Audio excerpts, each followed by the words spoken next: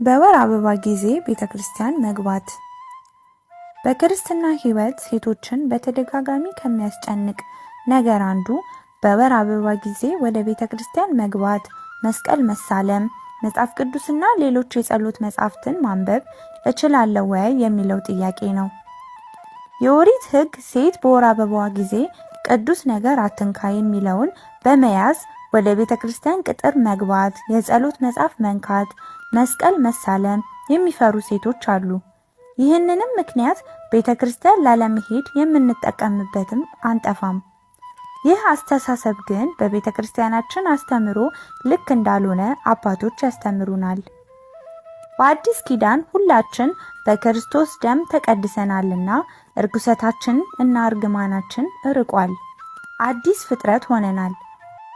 ስለዚህ ሴት ልጅ በወር አበባዋ ጊዜ መስቀል መሳለም